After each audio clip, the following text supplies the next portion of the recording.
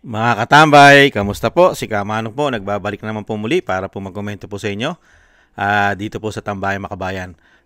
Samahan niyo po inyong lingkod, magkomentuhan po tayo.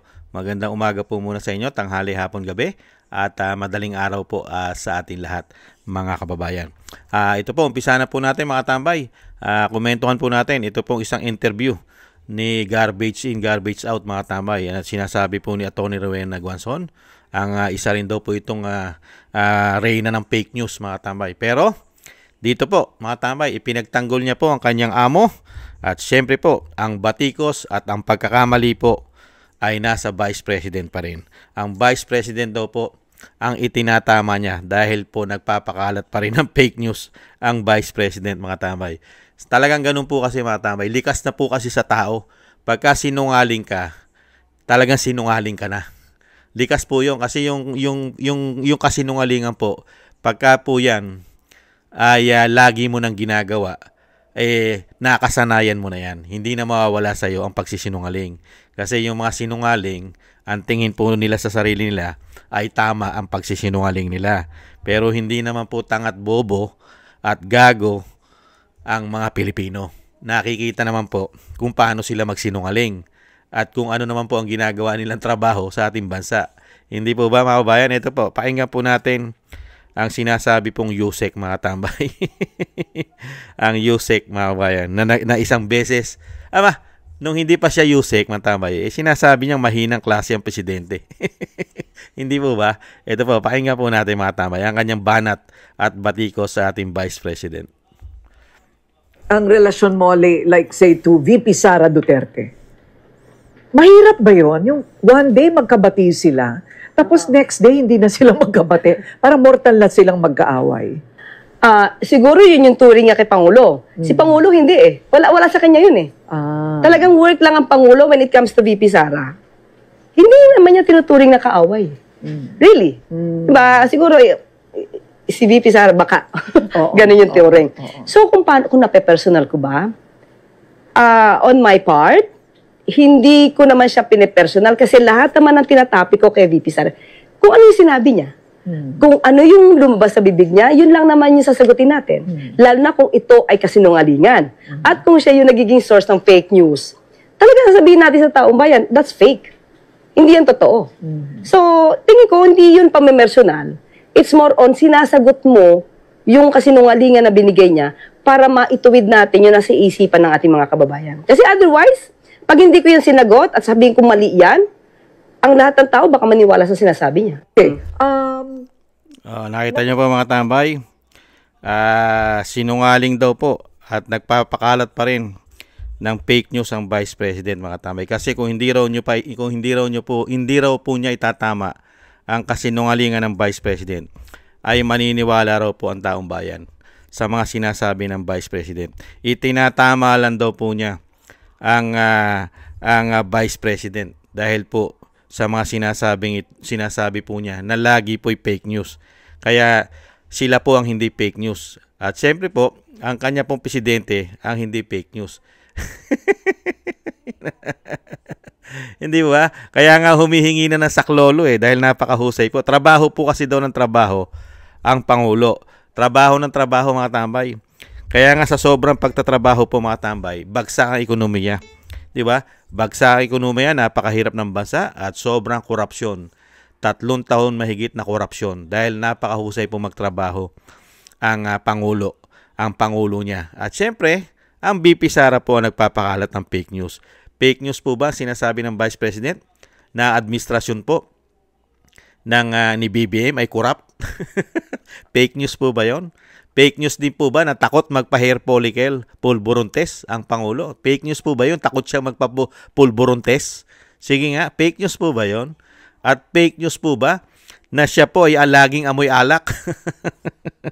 Di ba? At fake news po ba ang ginawa nila sa dating Pangulong Duterte na ito'y pakidnap at ipatapo ng walang due process?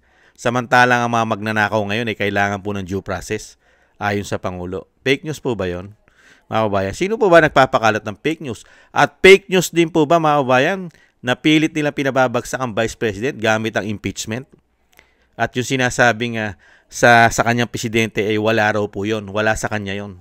At hindi tinuturing na kaaway ang VP Sara. Samantalang 3 taon na nila mahigit pinababagsak ang Vice President gamit ang pera ng taong bayan umano. Nakita nyo, sino po ba ang napakasinungaling at nagpapakalat ng fake news? Ito po mga tambay, yung amo niya na trabaho ng trabaho. Ito po ang achievement nila. Trabaho po ng trabaho yung amo niya. Tingnan po natin. Ito po yata, humihingi ng tulong eh. Hanapin nga po natin. Yung amo niya na humihingi ng tulong. At syempre nagtataka rin po siya mga tambay. Noong panahon na, ito po, tingnan nga natin to. Ang nakakataka part na ganito, ilan na ba ang advisor ni Pangulong Marcos maliban sa mga sekretaris niya? Ibig bang sabihin nito, partner? Ayoko kasi maging nega, partner. Di ba pag sobrang dami mong advisor, para lumalabas, wala ka talagang alam. Di ba? Ang dami mong advisor, tapos may secretary ka pa, tapos may UC ka pa, may ASI ka pa, and everything.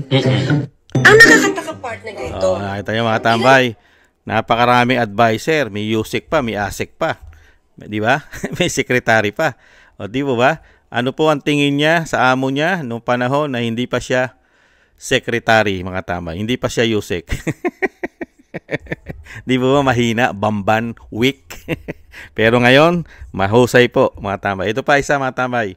Dahil sa sobrang pagtatrabaho po ng kanyang amo, trabaho ng trabaho, ito na po ang sitwasyon ng ating ekonomiya, mga kabayan.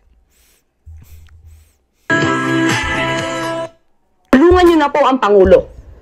Tulungan niyo na po ang Pangulo. Lahat po tayo tumulong sa Pangulo para iangat na po yung ekonomiya. Kasi kapag lagi pong may ganito na sitwasyon, negatibo yung tingin dyan eh. So baka hindi gumanda ang dating ng ekonomiya sa atin because baka puro negative ang makita ng ibang bansa. Tulungan niyo na po ang Pangulo.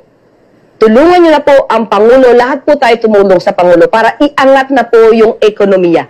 Kasi kapag lagi pong may ganito na sitwasyon, negatibo yung tingin dyan eh. So baka hindi gumanda ang dating ng ekonomiya sa atin because baka puro negative ang makita ng ibang bansa. Yan po mga tambay, napakahusay. Nakita niyo po, wala naman daw pong ginagawa ang si BBM kung hindi daw trabaho ng trabaho, work ng work. Pero humihingi po ng tulong sa ating mga Pilipino na para po hindi tuluyang mabangkarote ang ekonomiya natin. Tumulong na raw po tayo. Ibig sabihin, dagdagan pa natin ang dagdagan ng ating buwis. Ibigay na natin sa lahat. Ibigay na natin sa kanila lahat ang kinikita natin. Magbuwis na tayo na magbuwis para makatulong tayo sa ekonomiya nila. Nakita niyo po, at hindi raw po magandang tingnan sa ibang bansa. Ang imahe ng ating bansa hindi magandang tingnan sa buong mundo. Hindi po ba? Paano naman gaganda ang imahe ng pamahalaan ni Bangag na tinatawag ng binagoong Pilipinas? Paano gaganda imahe niyan? Una-una, takot ka nga magpapulburon test. May issue ka ng pulburon, may issue ka ng coke. At putok na putok, pinag-uusapan sa buong mundo. Ano po ang pinag-uusapan sa buong mundo? Mga kabayan, ano po pinag-uusapan? Mga kabayan, korupsyon. Hindi po ba?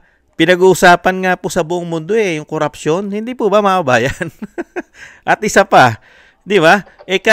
Puro kahihiyan nga nangyayari po sa ating bansa ngayon. Hindi po ba mga kabayan? Hindi po ba kayo nagtataka? Puro kahihiyan ang ibinibigay po sa atin ng pamahalaan ngayon. Nakakahiya. Hindi po ba?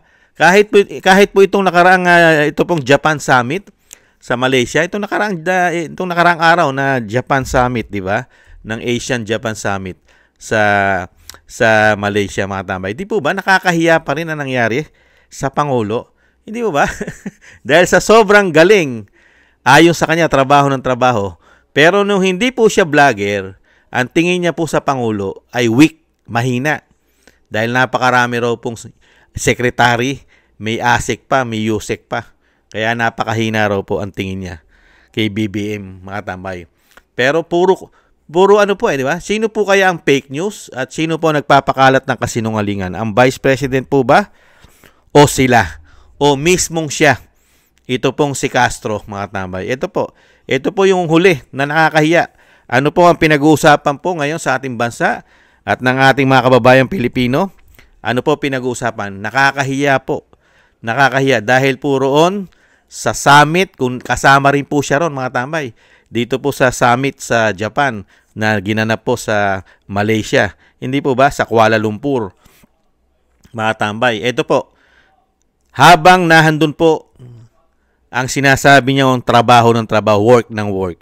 Pero yung imahe, yung video ni dating Pangulong Duterte ang ipinalalabas. Hindi po ba kahiya-hiya ito sa isang Pangulo na lumalabas na napakahina? Napakahinang Pangulo at hindi po yata binigyan man lang ng respeto nitong organizer.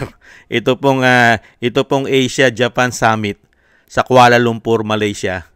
Bakit nahandun ang bagong Pangulo na si BBM pero si dating Pangulong Duterte ang ipinalalabas doon sa background? Tingnan po natin mga tambay. Ganyan po kagagaling magagaling. Trending ngayon sa social media ang mukha ni PRRD na pinapakita screen habang nasa ASEAN si BBM. Ayon sa netizen ay bakit hindi si BBM ang pinapakita sa screen? Nagkamali nga lang ba ang ASEAN dito o sinadya ito? Dahil sa allegedly na corruption daw sa Pilipinas, kaya umaatras na ang mga investors gaya ng South Korea.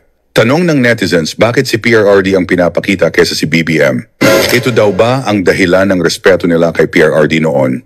Tinangal na nga pala ni Trump yung tariff sa ibang bansa tulad ng Malaysia, Thailand. Pero Pilipinas meron paring 19% na porsyentong tariff sabi ng mga netizen. Inauto daw siya ni Trump at tinawag pang tough negotiator. Trending ngayon sa social media ang mukha ni PRRD na pinapakita screen habang nasa ASEAN si BBM. Ayon sa netizen ay bakit hindi si BBM ang pinapakita sa screen? Nagkamali nga lang ba ang ASEAN dito? Di po ba nakakahiya? Nahandun mismo yung Pangulo naglalakad at kinakamayan yung ibang mga leader. Pero yung nasa big screen na pinakikita dahil tinawag yung presidente ng Pilipinas, si BBM.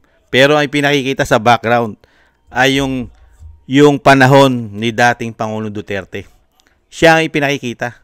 At ang nakakahiya pa mga tambay, nakita nyo po, yung ating mga kalapit bansa na sa Asia, katulad po ng Malaysia, di ba? At yung mga ibang Asian country, tinanggalan na po ng tariff ni President Trump ng United States. Zero na sila. Samantalang tayo, nananatiling 19% ang taripa natin sa Amerika. Nakita nyo po, anong achievement at anong trabaho ay binibigay sa atin ng amo nito ni Garbage in, Garbage out na tinatawag ng Vice President.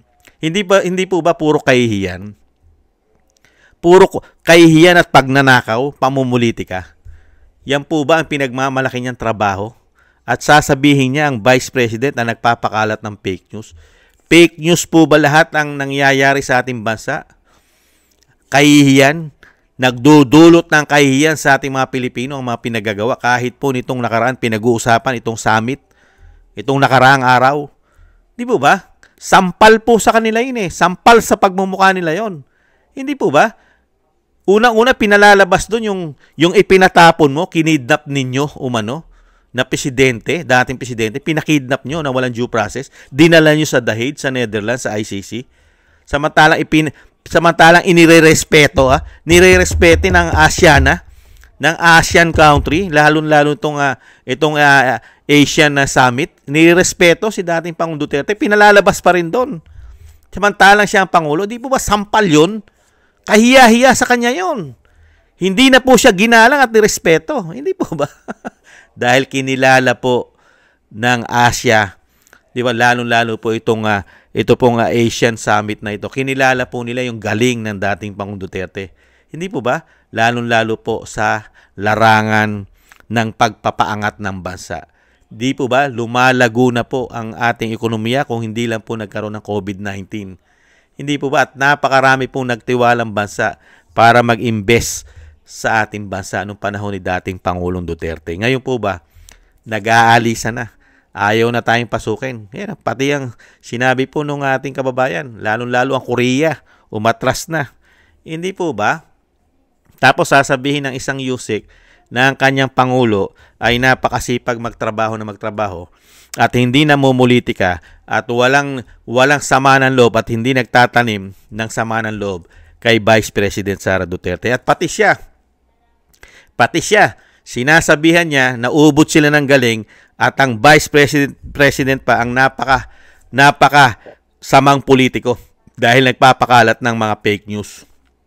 Hindi po ba? Samantalang ang Vice President, lahat po na sinasabi ng ating Vice President ay puro po totoo at sumasampal sa mga pagmumukha nila. Lalong-lalo po, napakatagal na sinasabi ng Vice President na ang administrasyon po ng kanyang amo na tinatawag niyang mahinang presidente nung hindi pa siya Yusek ay ubod ng korap. Hindi po ba korupsyon? At ang isa pa mga tambay, ito pa mga ginagawang trabaho sa atin di po ba? Ang ginagawang trabaho sa atin mga tambay, mga kabayan, nilulukulan din po tayo na administrasyon na ito. Sinasabi nila yung korupsyon ay tatrabahuhin nila. Hindi po ba? Malabo po sa sabaw ng pusit yan. Patatagalin lang po nila ng patatagalin yan. At syempre, may kakasuhan po sila dyan. Alam na po natin kung sino-sino lang po ang makakasuhan dyan. Hindi po ba? Hindi naman po tayo tangat, bobot, gago. Kaya yan po mga tambay, ang napakahusay yung sinasabi ko nga po, pagka ang isang tao ay likas na pong sinungaling, ay talagang mananatili po itong sinungaling. At ano po ba ang kakambal ng sinungaling? Ayon po sa kasabihan, ang sinungaling daw po ay ang kakambal daw po ay magnanakaw. Ang magnanakaw daw po ay sinungaling. Mga kabayan, yan naman po yung kasabihan. Hindi naman po yata mangyayari kay Castro yan. Dahil siya po ay hindi naman daw siya sinungaling. At hindi naman daw siya nagpapakalat ng fake news. Kaya baka hindi rin naman siya magnanakaw. Hindi kaya? Pero malalaman naman po natin lahat yan pagka ang Vice President na po ang naging Pangulo po ng Republika ng Pilipinas. Yan mga tambay. Marami pong sasagutin yan si Castro. Dahil po napakarami niya pong sinasabi, lalong-lalo paninira sa Vice President at sa pamilya Duterte. Samantalang hindi naman po niya mapatunayan ang kanya pong sinasabi na nagpapakalat ng fake news ang Vice President. Hindi po ba?